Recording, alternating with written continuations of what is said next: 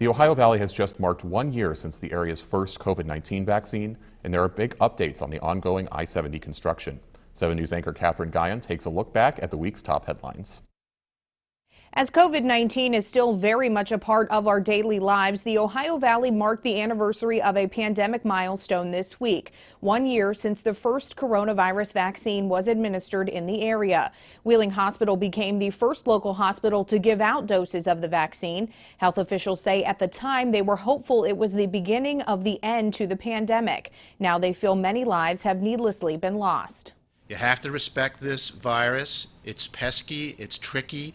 We have to be almost perfect to stop it, and that requires more vaccination. So in the time for this holiday period, if you haven't been vaccinated, please consider it.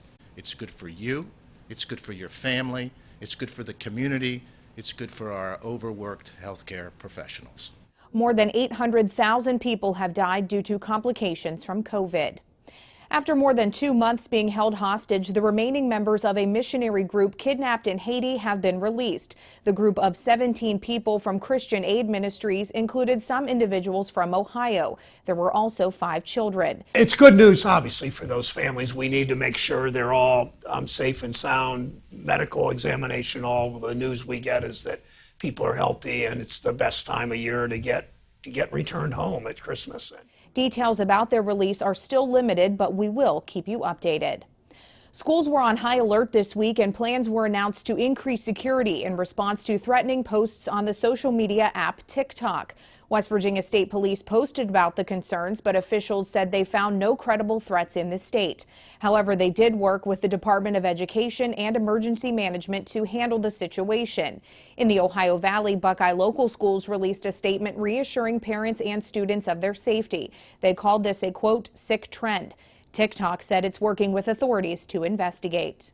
After severe tornadoes ripped through several states last weekend, Wheeling firefighters traveled to one of the most devastated areas in Kentucky to assist. The 5 firefighters say the damage was shocking. They spent several days in Bowling Green, assisting local emergency officials in searching through the rubble of collapsed homes and businesses. The citizens themselves were grateful we were there. We had to go to a property where the person was still on the property and not in a shelter somewhere. As soon as they found out we were from West Virginia, they couldn't believe we traveled that far to give them a hand. Seeing people that needed help in their worst day, that's definitely why we did it.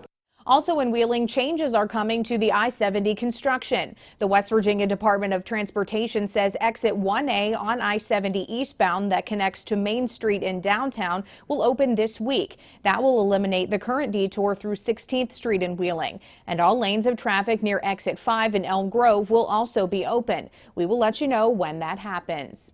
And remember, for the latest headlines any time of the week, just visit WTRF.com. I'm Catherine Guyon, working for you.